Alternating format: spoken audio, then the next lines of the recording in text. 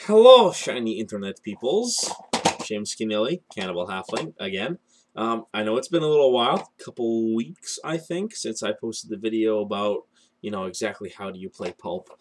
Um, been very busy, a number of ways, and a little bit sick again. If you don't live in New England and you're watching this, stay out of New England during the winter.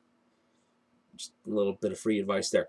So what I would like to talk to you about today is that I wrote a blog post actually for Beer Star Games called "The Importance of Creativity in Pulp as Seen on Scentia." Uh, this would be Scentia. Slight reminder. Um, and I would like to kind of reiterate the post that I wrote for BeerStarGames.com. There will be a link down there, using actual, verbal communication. So the subject of the post was while I was playtesting Scentia Besieged from Within and Without. I actually was very fortunate that I got to run the adventure with multiple groups before it went to the publishers. Two of those groups had a little bit of overlap. One of them was completely new. It wasn't even in my current state. And as a result, I got a lot of different feedback, which is obviously very helpful when you're play testing something that you're hoping people will enjoy. Now, one of the side effects of that feedback was that I got to see a lot of different versions of the characters that I created for Scentia. The thing about Pulp is, you probably noticed this in previous videos, the character sheet is very small. You have your handful of stats, and then your edge, your tagline, your bond, and your assets, and that's it. That's all you have to work with for your character. And on a pre-made adventure like this one, where you're getting your characters given to you, although you can make your own, but part of the charm of this is you're getting handed your own characters. You might get the idea that, oh well, all right, I buy this thing, I run it, people love it, and then it's done. I don't want to run it anymore. I've run it once, I've seen everything that it can do. Heck, even I ran Scentia twice, and both groups chose a different path through the adventure, so now I've really seen everything it can do. That's not really the case. Why? Well, Pulp, the RPG, is a very narrative game. It always comes back to what the GM asks at the start of your turn. What do you do? You describe what you're doing first, and then you figure out how your attributes, figure into that. And because there's so little on the character sheet, what you get is people interpreting the characters differently. Okay, this is the importance of creativity in Pulp, title of the blog post. So how does this lead to new experiences for not just players, but for the GM, the guy or girl running the game, who's probably the one who's bought the thing and spent like shiny dollars on it? Okay, let's take the main example from the blog post, which was Cyrus. Cyrus is one of the pre-made characters for Scentia. His edge is earth magic. Okay. Now, slight aside before I go on, there's generally two schools of thought about making an edge. You either want it very broad, which is kind of a challenge to the player. All right, here's this very broad thing, now make it interesting. Or you want it very specific, and when you make it very specific, you want the player to kind of, have to tailor their ideas to make it work, to get creative with little you've been handed. Now, Cyrus, Earth Magic, that's obviously a very broad one. And because Earth Magic, I guess, is pretty cool, Cyrus got a lot of play. there are more characters in Scentia than you need, usually. But Cyrus got chosen to be played all 3 times that I play tested. Every single group ran him through at least once. So, since it's a broad one, I wasn't really shocked that every version of Cyrus was different. Now, the first person who took Cyrus out for a spin made very good use of sinkholes. A lot of Scentia is marshes.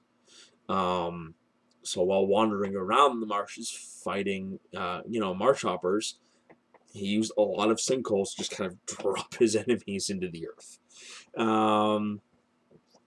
And, now and again, when he was out of the marshes and, on solid ground, he would, say, oh, well, my earth magic causes spikes of rock to shoot out of the ground to impale my enemies. That sort of thing.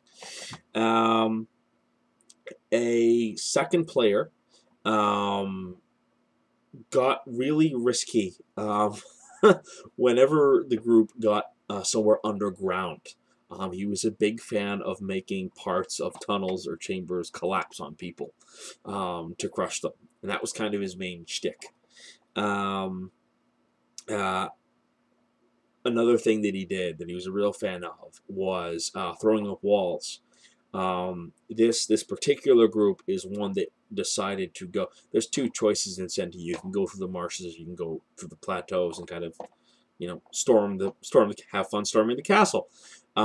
This particular one, when they assaulted the main gates of Tower Town, threw up a huge rock wall for the party to hide behind and engage the defenders and kind of winnow them down before they moved in.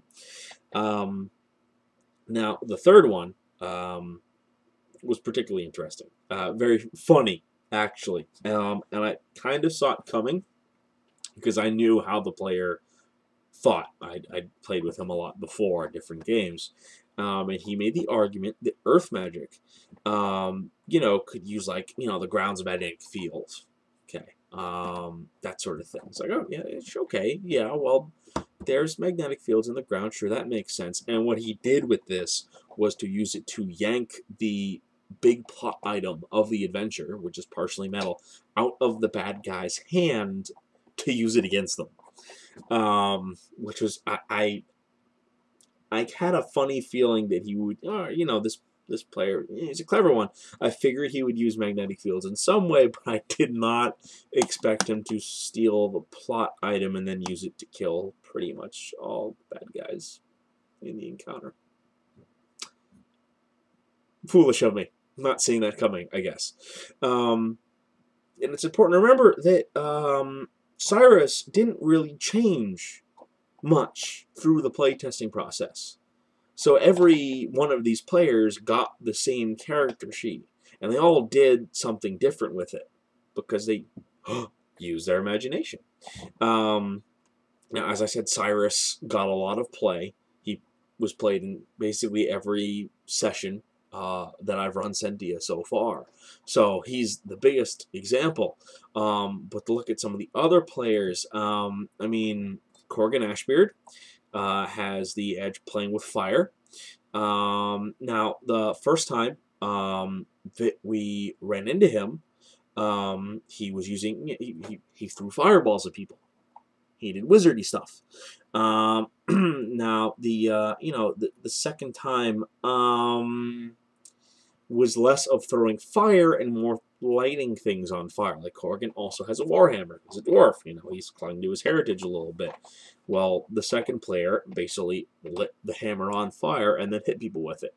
He also poured, he said, oh, well, I have the edge playing with fire. Clearly, I've built up a bit of immunity. I cover myself in lamp oil and try to give the enemy a hug while I'm on fire. They can't catch you if you're on fire. That's what I've been told. I don't know. Let's see, what else kind of variation? Okay, so there was Brug, who is the half-orc summoner of spirits. That's his edge. Now, the first time I saw him was basically the way I expected him to be used, which was, okay, Brug summoned a bear spirit and used it to eat someone. Alright, that's what I expected. The second time I ran into him, he was actually used more out of combat. Um, when he was in the marshes, he kept using water spirits to try and detect if there was anyone nearby. Um, nearly every time he killed a bad guy, he tried to summon his spirit back and interrogate him and get more information, which is definitely something I didn't really see coming. Um, again, pity the foolish GM who underestimates his players. And then there was Kale. Kale's edge, another dwarf actually, was dirty fighting. And the first time I saw him, it was again pretty much the way I expected. It was cheap tricks and flashbangs and smoke grenades and cheap shots, low blows, that sort of thing. And then the second, the second time I ran him, it wasn't really rated PG-13 anymore. And that's all I'm gonna say on what that particular player did with Kale. It wasn't great. Well, it was great. It was funny as hell, but it wasn't. Wasn't. I'm not gonna say it over a YouTube video. Now, again, the real point of all this is to drive home the idea that creativity is important with a game like Pulp. If you look at Earth Magic and all you're doing is throwing rocks, you're looking at playing with fire and all you're doing is shooting little fire spells, I mean, you're probably doing a great job. You're probably having a lot of fun, but it gets a lot more interesting when you look at that edge or your tagline or your bond or your assets and you get creative with them. So even if you're the GM, even if you run one of these adventures with the same pre-made characters more than once, I guarantee you're going to see something different every single time you play. Because, oh god, the stuff players can get up to. Well, that's all I've got for you guys today. I certainly believe that the Scentia card deck is still in the works. So I'll have more information on that when I hear it. And in the meanwhile, remind everybody that Scentia Besieged from Within and Without is still on sale.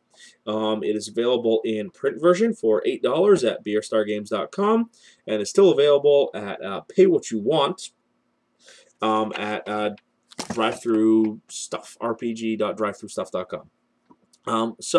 Until next time, guys, hopefully I'll be writing a few more posts for beerstargames.com soon, and now that spring is coming and I'm no longer having to shovel my way to civilization every day, a few more video posts as well. Until next time.